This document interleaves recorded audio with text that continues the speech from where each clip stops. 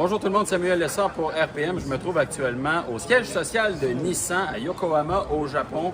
Le constructeur nous a conviés ici pour nous parler de son plan stratégique des prochaines années. On sait que c'est un constructeur qui a eu beaucoup de difficultés dans les années passées, a entamé un processus de restructuration et maintenant, on est prêt à aller de l'avant avec des nouveaux produits, une nouvelle stratégie qui va permettre la rentabilité du constructeur à terme. Ça passe évidemment avec des véhicules, moins de véhicules qu'auparavant, mais aussi des véhicules qui vont être très populaires. Et j'ai derrière moi le Rogue de 4e génération, un véhicule qui est central dans la stratégie du constructeur.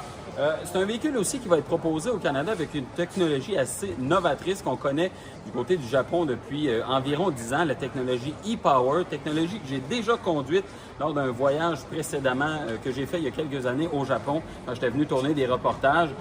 Ici, on va avoir une nouvelle génération de la technologie. Donc, un moteur électrique à l'avant, un moteur électrique à l'arrière, vraiment configuré comme un véhicule électrique le serait. Ça va être un véhicule à 4 roues motrices. Il y a un moteur thermique qui est sous le capot à l'avant du véhicule qui va servir de génératrice pour alimenter les deux moteurs électriques. Donc, on peut s'attendre quand même à une conduite qui va être très similaire à celle d'un véhicule électrique. Je pense aussi qu'on va retrouver certaines caractéristiques comme la conduite à une pédale pour avoir un arrêt complet, ce qu'on retrouve plutôt rarement du côté des véhicules hybrides. Donc, vraiment, j'ai très hâte de mettre à l'essai cette nouvelle technologie-là, voir comment ça se comporte sur les routes. Quelle sera aussi l'économie de carburant, parce qu'on sait à quel point les technologies hybrides sont pertinentes dans le domaine, dans la catégorie des VUS compacts. Qu'on pense à ce qu'on a du côté de chez Toyota, qui est capable d'avoir une consommation combinée de 5,5 litres avec la version LE de la plus récente génération du Toyota RAV4. C'est carrément le plus économe de tous les VUS compacts. Du côté de chez Honda, on consomme peut-être un peu plus, mais ça demeure tout à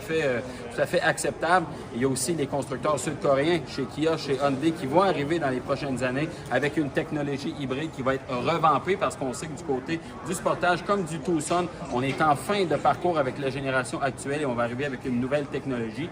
Et Nissan va essayer de rentrer dans le tas, en bon français, avec cette technologie assez unique. Et moi, j'ai hâte de voir, je le disais un peu plus tôt, la consommation de carburant. C'est ce qui va faire foi de tout, de la performance de ce véhicule-là, de ce système-là. En matière de style, quand même, on reste dans la continuité, mais on ajoute des angles peut-être un petit peu plus tranchants. On met l'accent aussi sur les feux, les phares à l'avant comme à l'arrière du véhicule. On définit vraiment le style avec ces éléments-là. Moi, je trouve que c'est particulièrement réussi.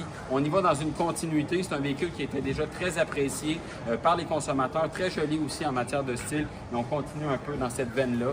Donc, un véhicule extrêmement important pour le constructeur et j'ai bien hâte de voir arriver ça chez nous. Ça devrait arriver d'ici la fin de l'année 2026. Donc, même si on voit ce véhicule-là aujourd'hui pour la première fois, ça arrive relativement bientôt chez nous. Pas besoin de l'attendre 2 ou 3 ans comme c'était le cas dans le passé. On va le voir bientôt et j'ai hâte de voir la performance du modèle. Évidemment, suivez-nous sur rpmweb.ca. Tous les détails y sont.